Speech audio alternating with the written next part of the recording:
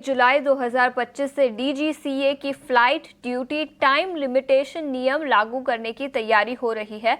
Airlines पर क्या होगा इसका असर, खबर की एक्सक्लूसिव डिटेल्स के साथ हमारे साथ समीर दीक्षित अब जुड़ चुके हैं।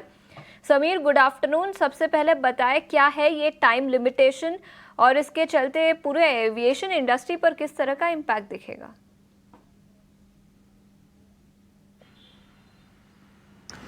जी बिल्कुल, एविएशन रेगुलेटर डीजीसीए ने पायलट्स को पर्याप्त उनके रेस्ट का समय देने के लिए और साथ ही किसी भी पोटेंशियल रिस्क को अवॉइड करने के लिए एफडीटीएल यानी कि फ्लाइट ड्यूटी टाइम लिमिटेशन, ये एक नए नियम है जिनको लागू करने की बात कही थी। इनको प्रस्तावित किया था पिछले साल जनवरी 2024 में।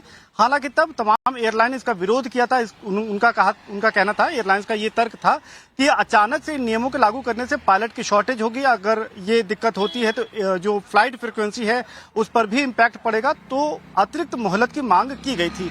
जनवरी 2024 से शुरू हुआ मामला काफी हद तक उस पर टाल मटोल होता रहा। काफी लंबे समय तक स्टेक होल्डर कंसल्टेशन भी हुआ, यहां तक कि मामला हाई कोर्ट भी गया। लेकिन अब तकरीबन 1.5 साल बाद डीजीसीए एविएशन रेगुलेटर ने साफ कर दिया है कि कोई भी अतिरिक्त मोहलत नहीं दी जाएगी और ये जो नए एफडीटीएल यानी कि ड्यूटी टाइम लिमिटेशन नियम है, ये 1 जुलाई 2024 से लागू हो जाएंगे। इसका सीधा मतलब ये है कि पायलट्स को पर्याप्त समय या यूं कहें उनको रेस्ट टाइम मिलेगा, किसी भी पोटेंशियल थ्रेट को अवॉइड कर पाएंगे। एविएशन सेफ्टी के लिहाज से ये नियम काफी महत्वपूर्ण है। इसका जरूर चुनिंदा एयरलाइंस पे इम्पैक्ट पड़ेगा, विशेषकर वो एयरलाइन जिनके पास हवाई जहाज ज्यादा हैं। मसलन इंडिगो, एयर इंडिया, इनके पास चूंकि हवाई जहाज की संख्या ज्यादा है और इन्हें पायलट की जरूरत ज्यादा पड़ती है। नए एफडीटीएल नियमों को लागू करने का सीधा एक ये भी मायने है कि अभी जो मौजूदा पायलट की संख्या है अलग अलग एयरलाइन में, उनको अपनी मौजूदा संख्या में तकरीबन 15 से 20% मिनिमम इसका इजाफा करना होगा, कैपेसिटी को बढ़ाना होगा ताकि वो फ्लाइट फ्रीक्वेंसी उनकी कोई इम्पैक्ट ना करे। तो ये तमाम जो इम्पैक्ट की जहां तक रही बात, तो डीजीसीए का तर्क ये है कि पर्याप्त समय दिया गया था ताकि वो अपनी तैयारी कर पाएं, जो अगर पायलट की हायरिंग करनी है ये तमाम चीजों को कर पाएं। लेकिन अब डीजीसीए का तर्क है कि अतिरिक्त मोहलत नहीं दी जाएगी और ये जो एफडीटीएल नॉर्म है इनको लागू किया जाएगा। जाहिर तौर पे जो बड़ी एयरलाइन है जिनका जिक्र मैंने अभी किया, उनको अब इस नए नियम के अनुसार अपने पायलट के रोस्टरिंग में, पायलट की हायरिंग में नए सिरे से काम करना होगा और इस दिशा में उन्होंने कुछ हद तक कदम बढ़ाने भी शुरू कर दिए हैं। डिटेल्स के साथ हमारे साथ जुड़ने के लिए। तो बड़ी खबर एविएशन सेक्टर को लेकर और 1 जुलाई से ये बदलाव लागू होने की उम्मीद है। लेकिन इसी नोट पर एक नज़रिया भी ले लेते हैं इंटरग्लोब एविएशन पर। इनफैक्ट पिछले 1 महीने का चार्ट देखें तो स्टॉक करीब 11% चढ़ चुका है। आज के सत्र में ज़्यादा कुछ एक्शन नहीं, लेकिन पिछले 1 महीने में काफ़ी अच्छा मूवमेंट स्टॉक पर दिखा है।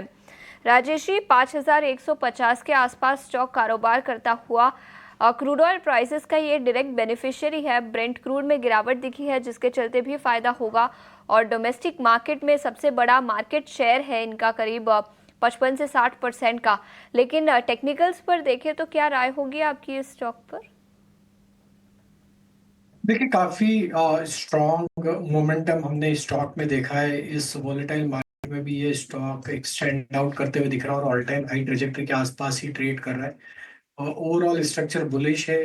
हमें लगता है जब तक ये स्टॉक 4950 के ऊपर बना हुआ है, लॉन्ग साइड के ट्रेड यहाँ पे ओपन रखना चाहिए और ये स्टॉक में हमें लगता है कि वापस से अप मूव कंटिन्यू होते हुए दिखेगा एंड देन 5300 5400 की तरफ भी स्टॉक बढ़ते हुए दिख सकता है। तो छोटी मोटी गिरावट में ऐड किया जा सकता है विद स्टॉप लॉस ऑफ 4950। तो ये नज़रिया इंटरग्लोब एविएशन पर। लेकिन अब ब्रेक लेंगे। छोटे से ब्रेक के बाद बीटीएसटी और एसटीबीटी ट्रेड्स बड़े वीकेंड के पहले किस तरह के पोजीशंस करने चाहिए उस पर नज़र डालेंगे। बने रहिए हमारे साथ।